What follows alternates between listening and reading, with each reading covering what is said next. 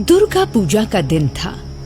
एक जटाधारी तांत्रिक अपनी गुफा में नवरात्रि में तंत्र सिद्धि कर रहा था कि तभी उसके पास एक चुड़ैल उड़ती हुई पहुंची। ये तंत्र सिद्धि तू क्यों कर रहा है तांत्रिक? इस धरती पर अपना साम्राज्य चलाऊंगा, मेरी हुकूमत होगी और इंसान तो मेरे गुलाम बन के रहेंगे इस तंत्र सिद्धि के बाद, देख लेना तुम। ये तो बड़ा ही अच्छा विचार है। फिर तो इस दुर्गा पूजा में तंत्र सिद्धि करके हम दोनों के दोनों मिलकर इंसानों की ये बस्ती ही मिटा डालेंगे।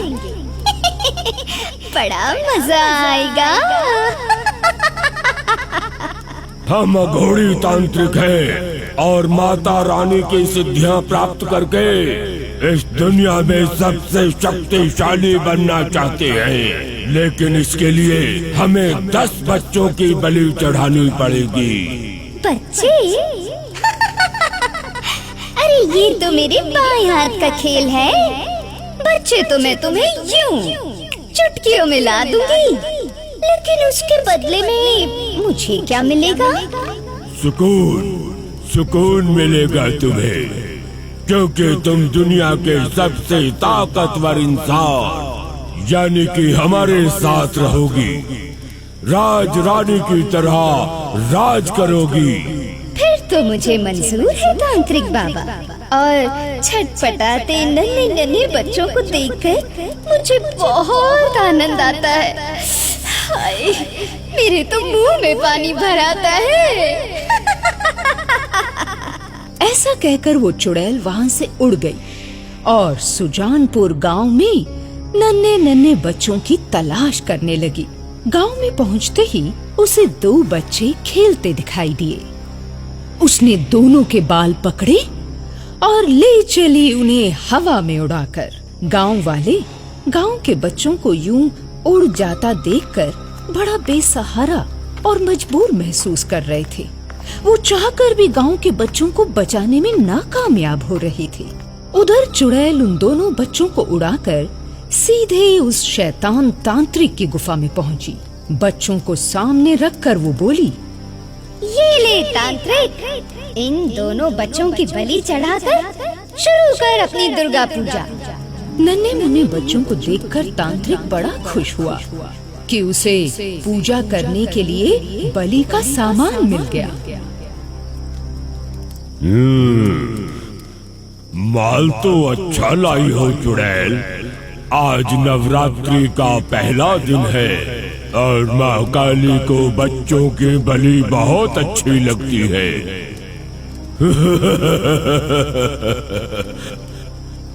इन बच्चों की बलि चढ़ाकर माँ काली को खुश करके मैं इस दुनिया पर राज करूंगा और दुनिया वालों को अपनी उंगली के इशारे पर नचाऊंगा। देखते ही देखते मासूम से बच्चे माँ काली की भेंट चढ़ गए। अगले दिन फिर वही चुड़ैल 2 और बच्चों की तलाश में सुजानपुर गांव की तरफ गई।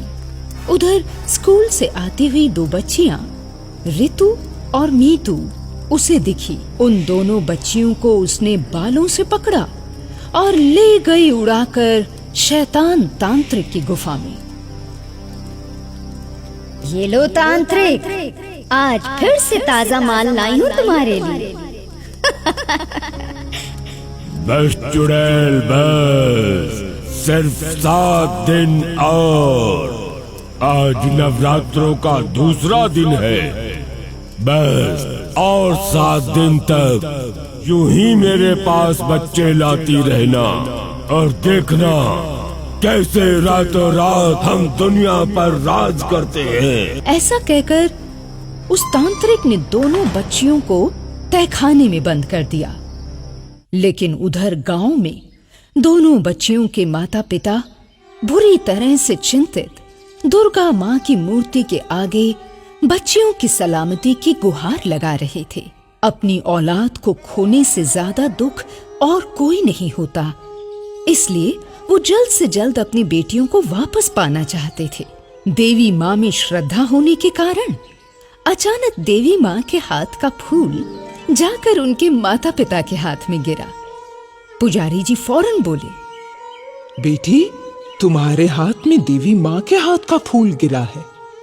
इसका अर्थ है कि माँ ने तुम्हारी फरियाद सुन ली। तुम तो इन बच्चियों की माँ हो, लेकिन वो देवी माँ तो दुनिया वालों की माँ है। और ऐसा तो किसी किसी के साथ ही होता है।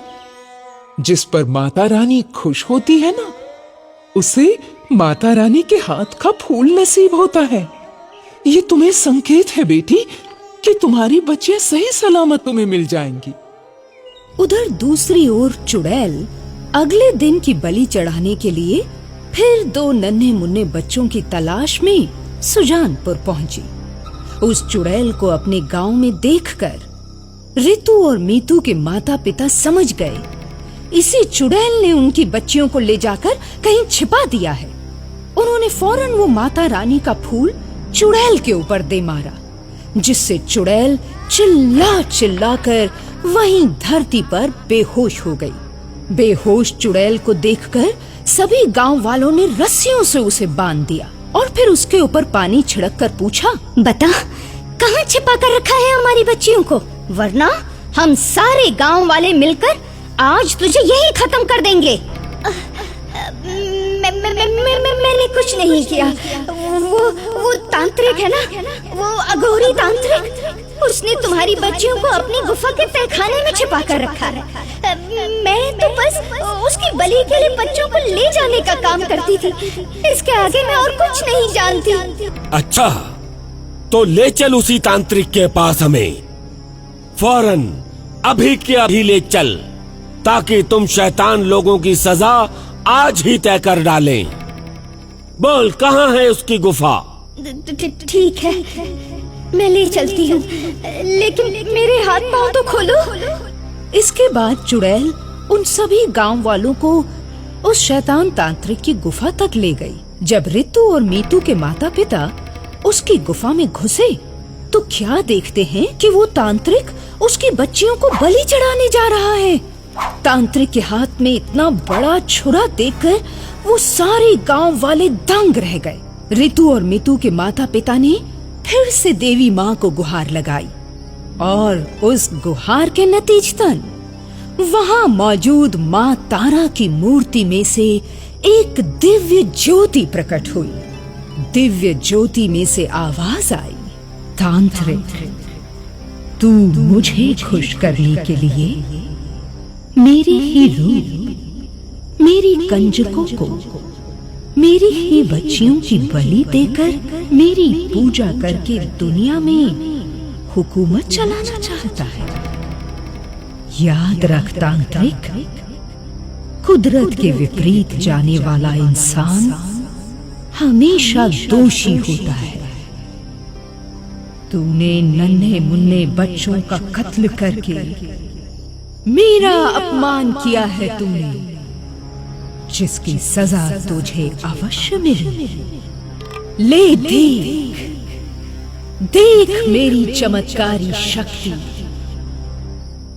अब तुझे धरती पर रहने का अधिकार नहीं है। तेरा जीवन यापन,